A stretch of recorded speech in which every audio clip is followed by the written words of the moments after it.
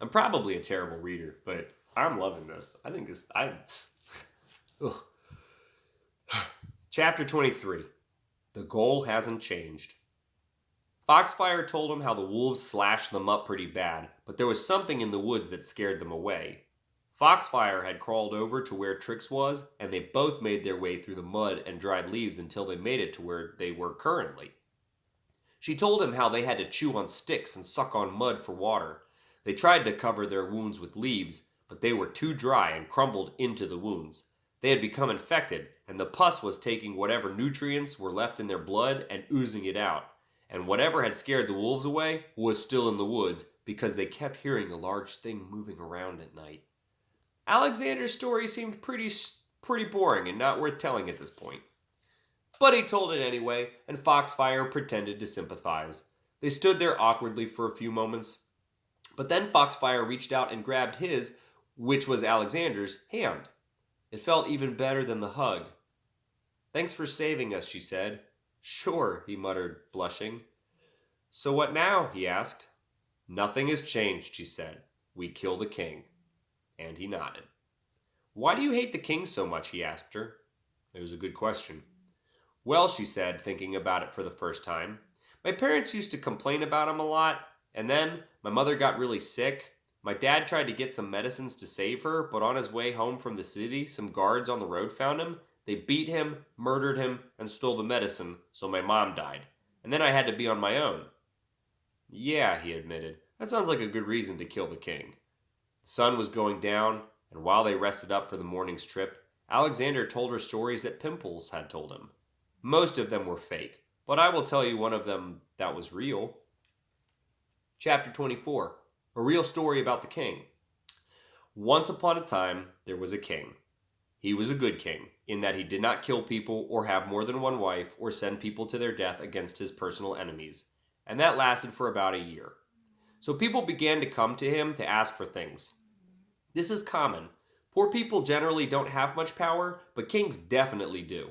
So instead of working hard and ignoring the political system, most people just ask the people who are in power for stuff. This keeps the people in power which they like, and it helps get people stuff which they like. The only losers in this system are people who like to work hard and have to give all their stuff to the people in power so they could give it to the poor people. So the king wanted to be liked.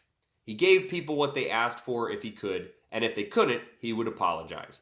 But people cannot raise families on apologies, and most of the citizens living in the courtyard were taught how to solve math problems and read short passages from Italian literature and other impractical things. They did not know how to grow a single green bean, or even 1,000 green beans. A person needs 1,000 green beans every anniversary or so, among other things. So they would get angry at the king, and then he would get angry back at them, except that he had power and they did not. So he would send his guards to burn their houses down, or to put salt in their farms, or to stop allowing for playtimes during school. And he wouldn't feel much better, but they stopped bothering him so much anyway. And then his wife became jealous of younger women, so she began to want nicer things to compensate for her plainness. And then she became more interested in being pleasing than actually pleasing. So the king turned to the many women looking for a night with royalty, and he developed diseases and spread them, but not to his wife. After so many years of burning houses and salting farms and being a terrible person, the king began to get death threats. He considered these personal because they were, and he sent his army to seek out these villains and to murder them and their entire families, and assault their farms and all the terrible things he did to make them hate him in the first place. So many years. And now that I'm writing this all down, I'm wondering if maybe Alexander's village wasn't burned down by accident. I said it was an amateur drunk, but I only said that because that is what everyone was thinking. But now it sort of seemed like maybe someone in the village had done something to make the king angry. And actually, wasn't Pimples part of the king's army at some point? I think he had said something like that to Alexander.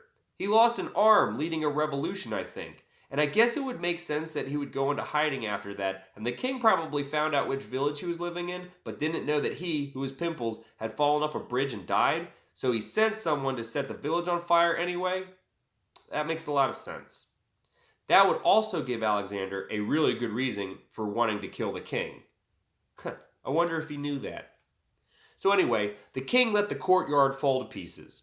A lot of women had the king's disease, and they gave it to their husbands or boyfriends, and they gave it to their mistresses, and they gave birth to children with diseases.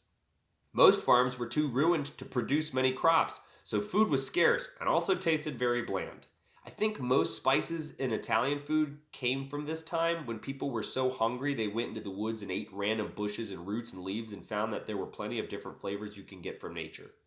But no one remembered the king had a son because the wizard went around and made everyone forget. And even though the king was just a man and could only live for so long, he was definitely going to outlive the starving and diseased people, so that pretty much meant he was going to live forever, unless someone did something about it. And he made anyone celebrating their 13th anniversary join the king's army, if they hadn't volunteered already. And he sent them off to go fight that other country, and they usually died, and now you know why it was important that they kill the king. The end. Chapter 25. The Monster in the Woods. While Alexander was ruining that real story with all the other fake stories that Pimples had told him, the day disappeared and the night snuck up behind them.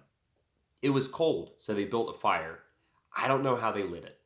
Probably Foxfire knew how, since she had made the fire when they first met out. They had hugged, they had held hands, and now Alexander was hoping they were going to cuddle to go to sleep. But Trix, who had been hunting for food and found nothing, while the humans were talking, came back and snuggled with her owner instead. So Alexander snuggled with his backpack instead. He didn't think the sword would help. But then he heard the thing in the woods which had scared the wolves away. And he sat up closer to the fire and tried to figure out where the sound was coming from. It started out as a stomping, with each footstep being a few seconds apart and the ground shaking with each one. But soon he heard the breathing too. It was a wheezing sort of breath, with the trees and dry leaves moving in a gust with each rush of air. Sometimes they were sucked in, and sometimes they were blown away. As the sounds grew louder and the steps shook the earth heavier, even the fire began to sway. Foxfire and Trix had been so exhausted from almost dying and from listening to Alexander's stories that they didn't wake up, even while he was shaking them. Even when the fire blew out and the thing was standing right over them. Even when it screamed out a terrible roar which sounded like the falling of every mountain and the crashing of every ocean. They were pretty tired after all. And he, who was Alexander, pissed his only pair of pants, and it wasn't even shameful. If the wolves had pants, they would have too. The fire went out before Alexander could see the thing, but the moon was strong that night, and eventually his eyes adjusted to the dark and he was able to make out 4 thick legs that were as tall as the trees, a body which would have made a whale's own torso look slim, and a neck which extended almost to the stars. Without any other way to describe it, the thing was a dinosaur. A stegosaurus, or maybe a gigantosaurus, or some kind of saurus that looked like the one I just described. And it did not have a name. Not in Italian, not in English, nothing. But it still seemed important. How could anyone miss a creature like this, actually? The thing was so huge it made the woods look like tall weeds. How did it sleep? What did it eat? Were there more of them at some time, or even now? I just have so many questions. But not Alexander. The fire went out, and a giant puff of air blew past him and moved his very feet along the ground. He felt an earthquake rumble that knocked him off his feet, and he fell flat on his face. The ground concussed him hard enough that he became disoriented and had a hard time picking himself up off the ground. But then that scream happened, and he pissed his pants, and he hurried over to Foxfire because she was still sleeping.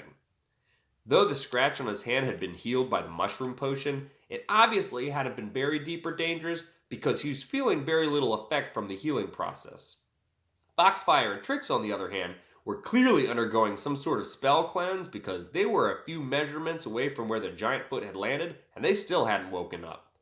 Seeing his heart so close to danger, Alexander forgot the piss in his pants and the fear on his face.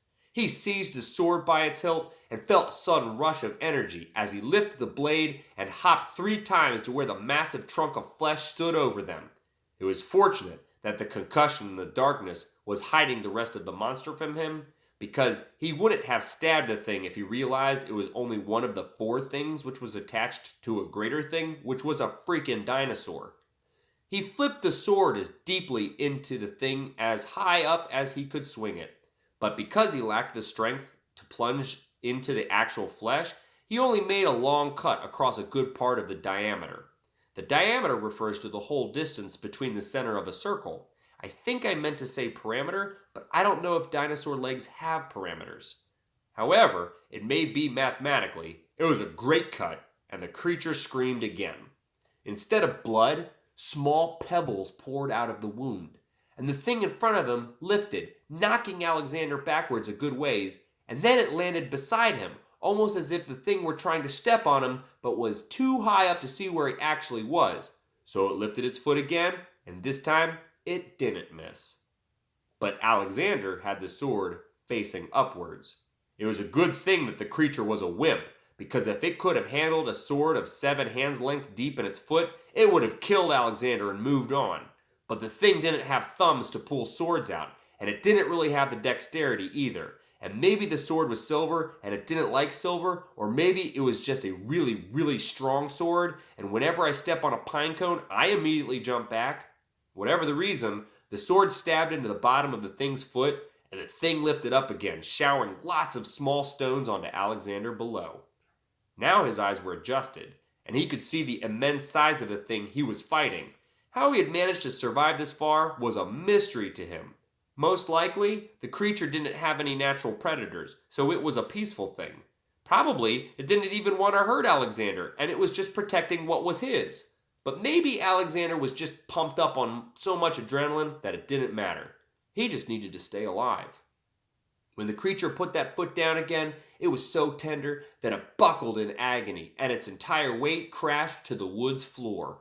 Hundreds of trees were splintered nearby, and a hurricane tore up all the vegetation in the entire woods. And you'd think it would have blown Alexander away, but it actually created a vacuum which sucked him closer towards it. Sword out, he fell into the thing's massive side and pierced the softer flesh of its stomach. More stones poured out like a rocky waterfall, and the dinosaur screamed again. At this point, Alexander's eardrum had burst, so he couldn't hear it anymore. Seeing that this might be his only chance to do any real damage, he, who was Alexander, climbed the scaly skin of the creature and brought the sword down over and over into different parts of the thing's back. A giant tail swung around finally and swatted him away. He flew through the air and lost enough oxygen through his traveling that he passed out before landing on the ground. His body crumpled and the sword was flung a distance away. When he awoke, the monster was gone.